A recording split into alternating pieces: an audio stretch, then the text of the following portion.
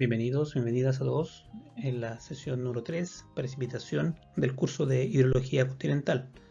Al terminar la sesión deberíamos tener una comprensión de los tipos de precipitaciones, cuáles son los procesos fundamentales que la gobiernan, algunas técnicas para poder medir esta precipitación, principalmente la líquida, cuáles son los errores asociados a este tipo de medición y algunos métodos para poder estimar la lluvia a gran escala. Lo primero que vemos acá es lo que se conoce como el ciclo global de la circulación, o un modelo antiguo de cómo se pensaba que se movía la atmósfera a nivel global, donde claramente lo que tenemos es que es el Sol el principal motor. El Sol está en este sector de acá, ¿cierto? Y por tanto los rayos caen en forma perpendicular sobre la Tierra.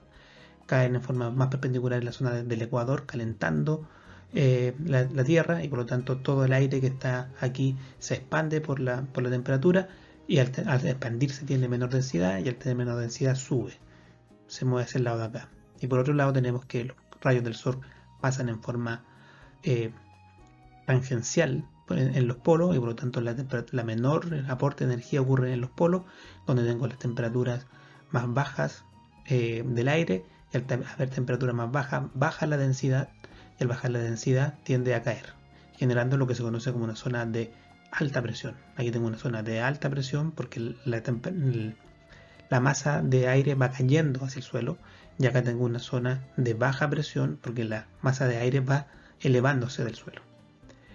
Pero generaría lo que se conoce, si funcionara así, se generaría esta gran celda, esta gran célula de movimiento atmosférico, donde una vez que el aire cae y choca en el suelo, se desplaza hacia ambos lados y hasta llegar a una zona de baja presión, donde va subiendo y se va generando esta cadena.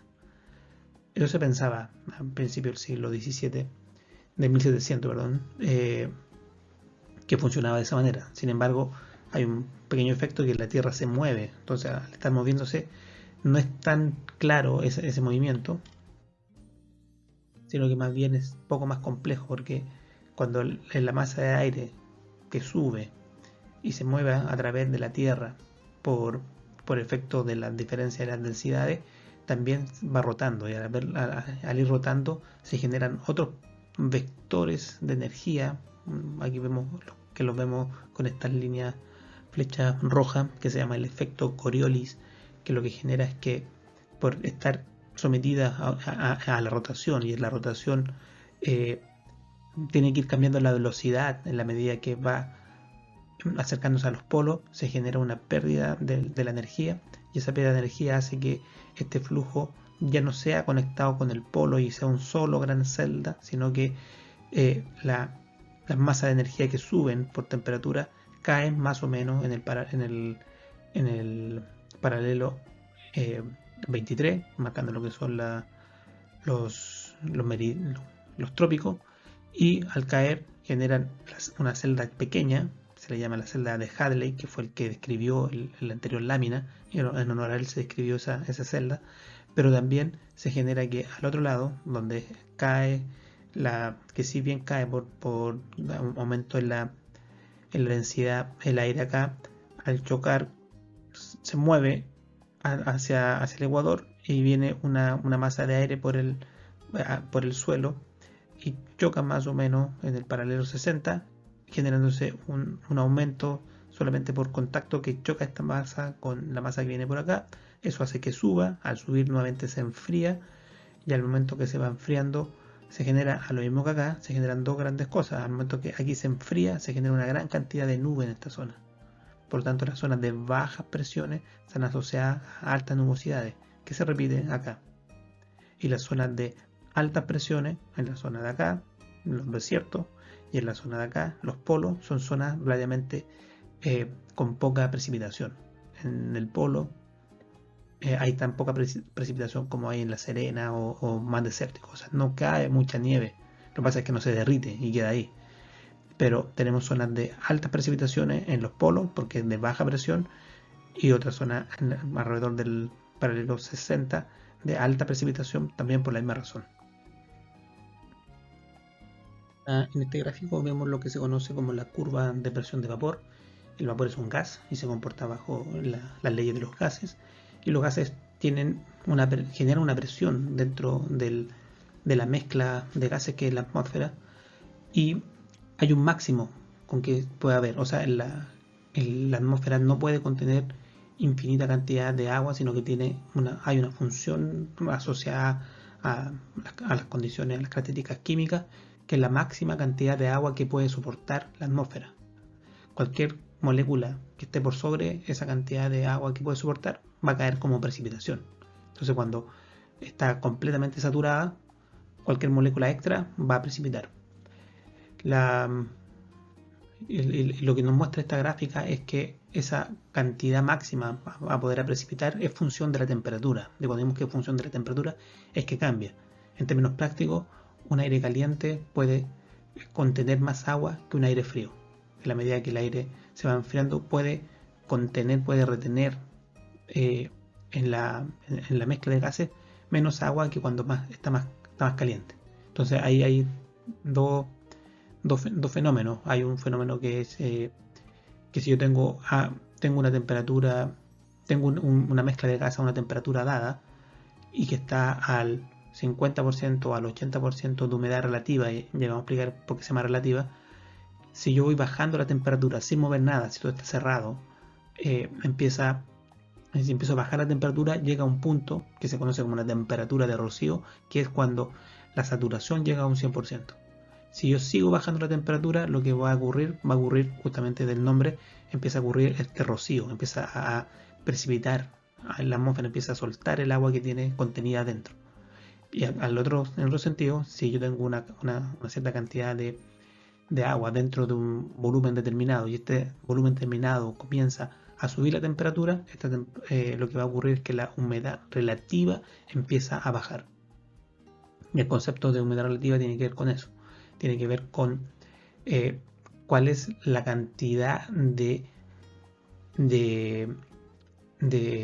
una temperatura dada, cuál es la cantidad de agua que tengo en relación a la máxima que yo puedo obtener. Y esa diferencia que hay entre la que yo tengo y la máxima que yo puedo tener se llama la humedad relativa. Cuando hablamos que la humedad relativa es un 80%, quiere decir que estoy conteniendo el 80% de humedad que puedo contener a esa temperatura. Acá tenemos otro gráfico que muestra lo particular que es el agua, lo que vemos acá. Todos tenemos la experiencia de que el agua se congela a 0 grados, hay que mover 0 grados, y que hierve y se evapora a los 100 grados.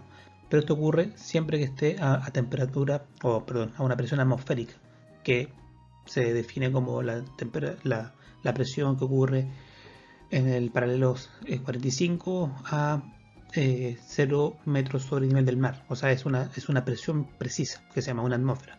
Y cuando ocurre eso, cuando estamos bajo esas condiciones, el agua cuando baja de los 0 grados se congela, se convierte en hielo, se mantiene como agua durante todo el periodo entre los 0 y los 100, y si pasa de los 100 se convierte en vapor.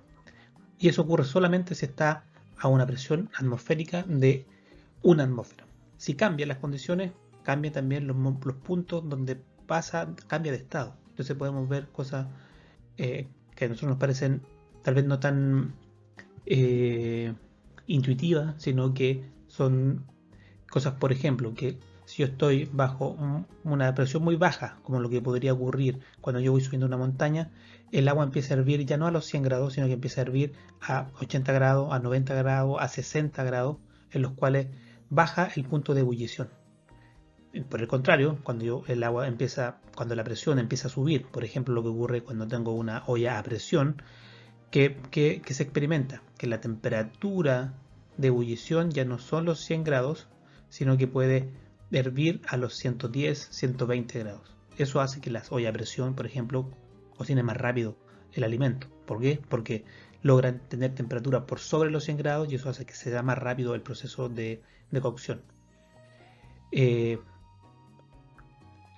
congela a los 0, se ebulle a los 100, y no es casualidad, sino que es la base, como se definió la escala centígrado de 100 grados, que lo definió Celsius, por eso tiene su apellido, en el cual definió a qué temperatura cambia de estado de líquido a sólido y le puse un 0, y cuando cambia de estado de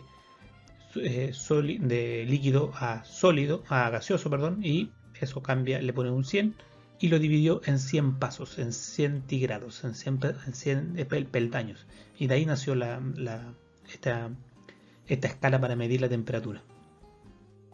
Después lo que hizo Kelvin fue una cosa, llevó esta misma división de 100, esos mismos como pasos para dividir la temperatura, lo llevó hasta el cero absoluto. ¿Cuánto es la temperatura más baja que se puede lograr? Que es menos 274 grados Celsius.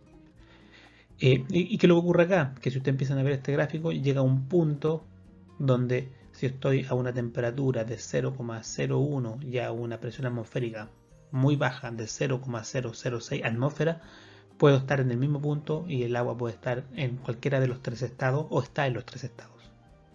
Es una de las características que tiene el agua.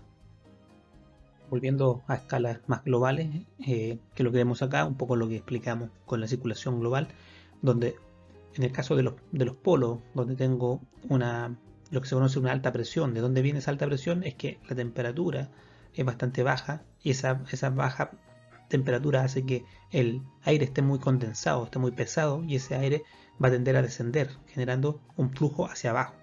Y eso hace que las presiones sean altas en ese sector. Por el contrario, cuando yo tengo mucha temperatura, mucho sol, mucha radiación que está calentando este sector se calienta, se expande y tiende a elevarse. Y lo que está mostrando aquí, ¿cuál es el efecto? No cuál es el origen, cuál es el efecto, qué es lo que provoca.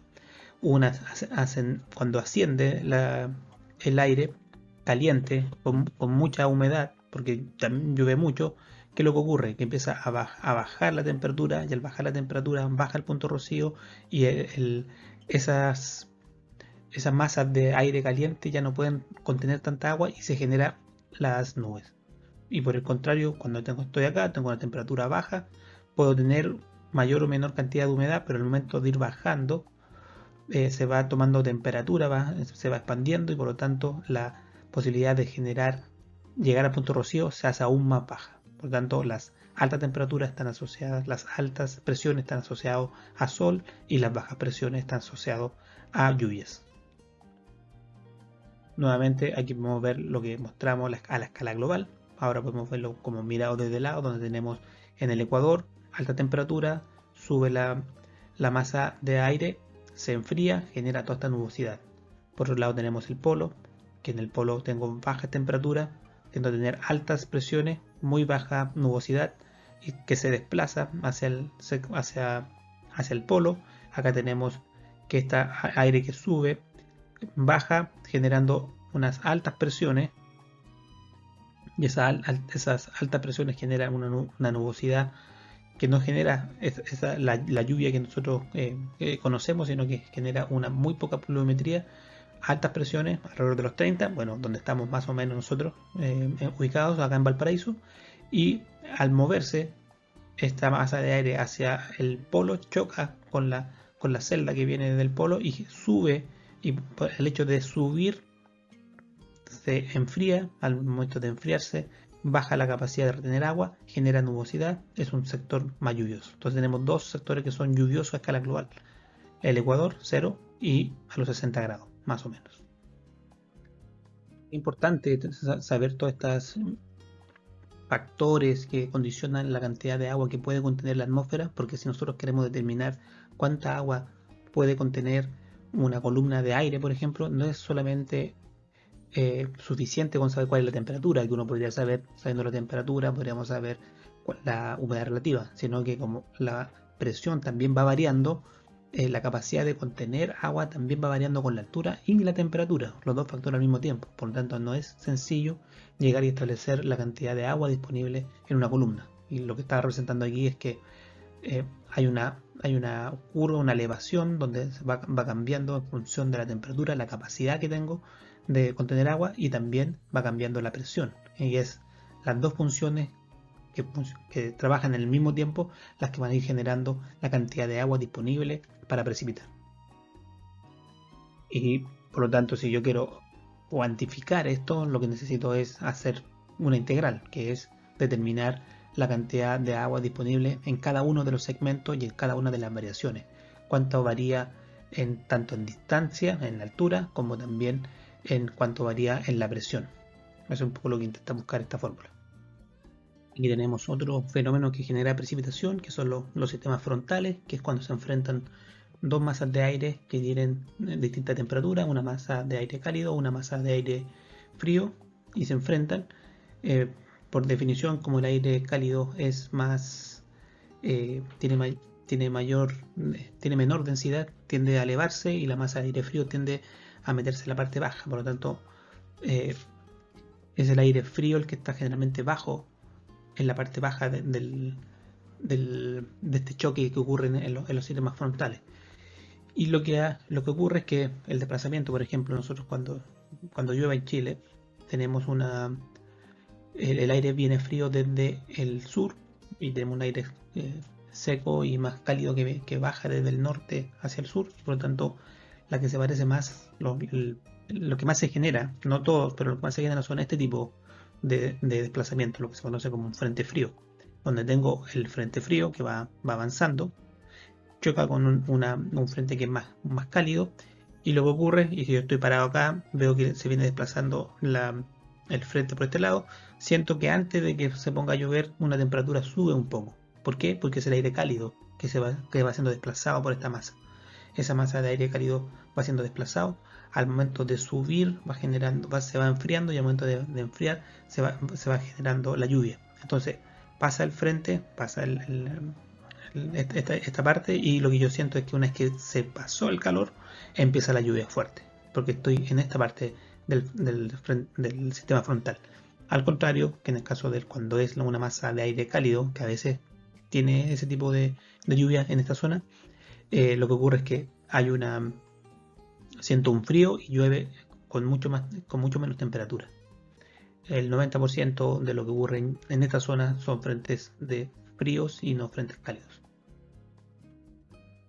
Aquí hay otra forma de que ya no es un frente contra otro, sino que es un frente, como un ejemplo que dimos en la sesión anterior, donde tenemos por ejemplo, el efecto topográfico. Tengo la cordillera de los Andes, tengo los Himalayas, grandes obstáculos en el movimiento de las masas de aire, y sea una masa cálida o una masa fría. Si es una masa cálida, con mayor razón, porque como es una masa cálida es capaz de contener mucho más agua, al momento de subir y enfriarse, genera una gran cantidad de lluvia en el sector donde golpea con la topografía, con la cordillera, con la montaña en este caso, una gran precipitación en la parte donde pega, donde la parte de sotavento que se llama, y en la parte que queda como la sombra, es que queda un aire mucho más seco en la parte de barlovento, donde queda con menor cantidad de agua. Por tanto, ustedes, si miran, por ejemplo, la comparación entre, no sé, a esta altura, entre acá y lo que pasa al otro lado de los Andes, el clima es completamente distinta, la vegetación es completamente distinta. Acá es mucho más verde de lo que ocurre a la misma latitud en el sector este de la cordillera. Bueno, y esto es una pequeña escala un poco de lo que ya hemos explicado, cómo es solamente una gran cantidad de radiación que ocurre a nivel, por ejemplo, del Ecuador, puede hacer que suba la masa de aire, se vaya enfriando, y en ese proceso de enfriamiento se condensa y precipita. Por tanto, tenemos varios fenómenos que pueden hacer que ocurra esta precipitación. Lo que conversamos también era sobre el tema de las nubes. Las nubes son unos pequeños sistemas donde tengo partículas que pueden ser partículas de líquidos o partículas de sólidos, de cristales, que están en la parte superior, que generan, cuando ya tienen una dimensión suficientemente grande, si estamos hablando grande de 0,1 milímetros, pueden caer, y en la caída se van evaporando, y se puede llegar hasta el final y no logran evaporarse, y por lo tanto vuelven a un ciclo dentro de la nube. Pero si son suficientemente grandes, pasan la nube y generan lo que se conoce como la lluvia. Entonces es un sistema, es casi un microsistema dentro de cada una de estas nubes. Volviendo a una un plano más global. Aquí podemos ver algo que ya vimos en la primera sesión, donde se ven las diferencias, ya sea por la ubicación en el planeta, si está en el Ecuador o está en los 60 o está en estas zonas de altas presiones, pero también la orografía, cómo afecta en sectores donde tenemos grandes montañas, donde podemos ver que, por ejemplo, aquí está la cordillera de los Andes, que genera un aumento orográfico en todo este sector, como también podemos ver los Himalayas, donde podemos ver que se mueve en este otro sentido, y también genera esta zona que es muy húmeda, y que al pasar al otro lado genera esta zona un poco más seca. Lo mismo podemos ver acá, donde tenemos una zona muy húmeda, pero al pasar acá, comparativamente tenemos una zona bastante más seca. Esa misma diferencia la podemos encontrar, por ejemplo, a nivel chileno. Tenemos por el lado del desierto de Atacama uno de los más secos del mundo, es muy seco, 0,1 milímetro por año, lo que es prácticamente nada. Y tenemos 2000, 2500, creo que es la mayor cantidad en la zona sur. Y hay una variabilidad incluso bastante marcada de cordillera a la costa, donde podemos ver la variación no solo de norte a sur, sino que también de cordillera a costa. Y la discusión ahora es sobre cómo mido, cómo represento la cantidad de agua que cae sobre una determinada superficie. Y la discusión es que tengo una superficie, que puede ser una cuenca, un valle, una región, un país, lo que sea. ¿Y cómo se mide? Se mide con estaciones meteorológicas, donde tengo para poder medir la cantidad que cae sobre un punto. Y eso, es solamente un punto. Entonces, ¿cómo llevo esta información a decir que en promedio en la región de Valparaíso, en promedio en Chile, en promedio en Chile central, o en promedio hay una cantidad de agua que está cayendo? ¿Cómo la puedo cuantificar? El problema es que tengo estas mediciones que son puntuales. Entonces, lo primero que yo podría hacer es decir, mira, voy a solamente tomar los datos de cada uno y promediarlos.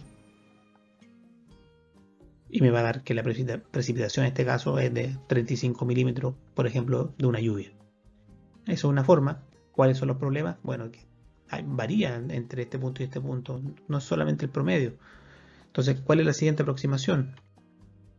Que nosotros digamos lo que se conoce como los polígonos de Thiessen, que es una forma de decir hasta dónde tiene influencia cada una de estas estaciones.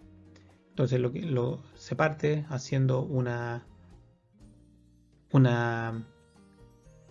división del terreno, donde yo tengo por un lado mis dos estaciones, por ejemplo, y lo que hago es establezco una línea recta y establezco la mitad de esta línea recta.